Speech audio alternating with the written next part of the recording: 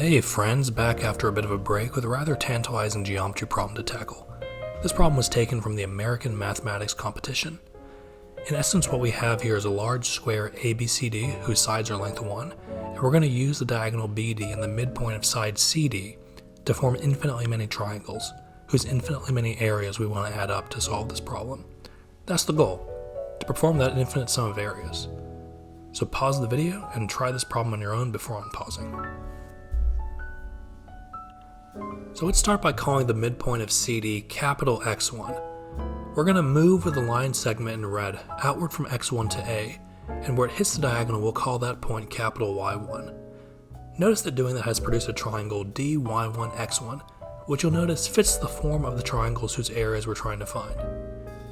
Well, the second pair of X and Y is going to be generated by this green line segment here. Just move over horizontally to CD from the diagonal. There's capital X2, and capital Y2 is formed the same way as before, moving towards A and hitting the diagonal. And the next important triangle gets formed, DY2X2. And we keep going in this fashion to form the next X and Y pair, and hence the next DYIXI triangle, DY3X3, DY4X4, and this process goes on forever. Infinitely many triangles getting infinitely smaller, but I'll stop there for the visualization. Now, let's excavate some numbers so that we can do some computations. One is readily discernible. If x1 is the midpoint of big side CD, then dx1, the base of the first triangle of interest, has a length of 1/2. And if we find the length of the green segment y1x2, which is the height of that first triangle of interest, then we can find the first area of interest by simply doing 1/2 base times height. But how do we get the length of that green segment, the length of that first height? There are a handful of ways to do so, but the way that I'll employ in this problem is by overlaying the entire visual with a coordinate plane. If we set B as the origin, then A is 0, 1, D is 1, 1, and C is 1, 0, and capital X1 is 1/2, 1/2. Notice how we can find the coordinates of capital Y1 now. Since it's the intersection of two lines we can readily figure out equations for, the line containing the diagonal BD, and the line containing the red segment AX1. Going from the origin to 1, 1 means the line containing BD is just y equals x, and clearly the line containing AX1 has a y-intercept of 1 and a slope of -1/2. So y equals -1/2 x plus 1 is what we have for that guy. And next we'll naturally set them equal to find the intersection point, which is capital Y1. Capital Y1 ends up being 2/3, 2/3, a fact which we can quickly use to get capital X2. Looking at the picture, capital X2 has the same y coordinate as capital Y1, and all the capital X's have an x coordinate of 1. With this, all the info is on the table now to find the area of our first triangle of interest. I'll shade the triangle here in pink for a moment just to make things more concrete. The base is 1/2, and the height, the green length, is going to be the x coordinate of capital X2 minus the x coordinate of capital Y1. So there's our area, which I'll leave as just that uncomputed product there for a reason I'll explain later, a reason pertaining to pattern recognition.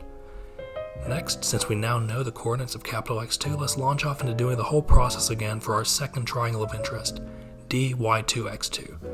The line containing BD is y equals x as always, and the line containing AX2 clearly has a y-intercept of 1 and a negative slope of -1/3, obtainable via rise over run.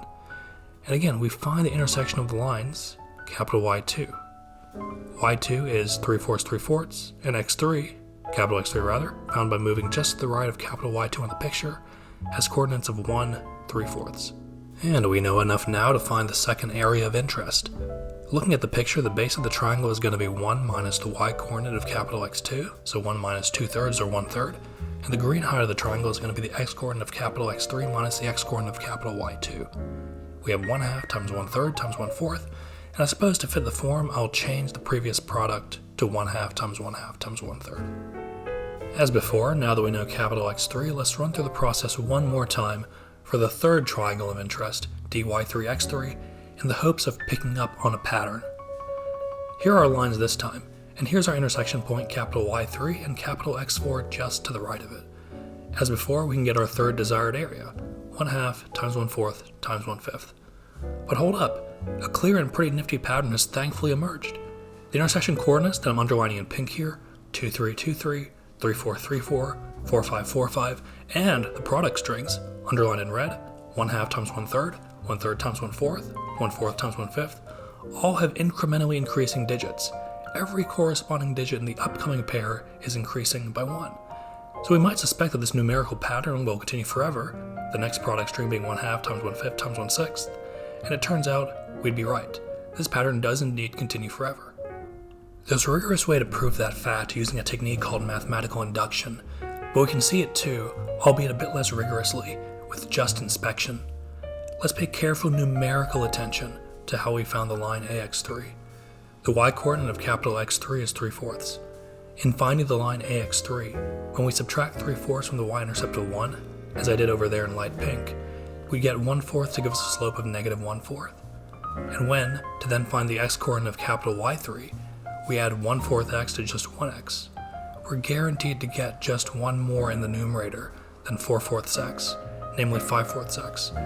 And so the x-coordinate will be 4/5 when we divide both sides of 1 equals 5/4 x by 5/4.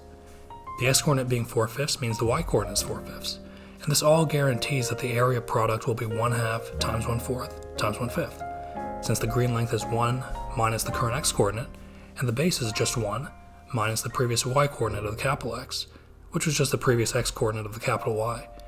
And the x-coordinate being 4/5 guarantees that the y-coordinate of the capital X4 is also 4/5, whereupon the whole process will repeat again for the next triangle. The x-coordinate of the intersection point will be 5, 6, and the next product string is guaranteed to be 1/2 times 1/5 times 1/6.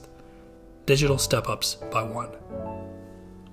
And with that, the geometry is over, and now it's finally time to compute this big fella here somehow.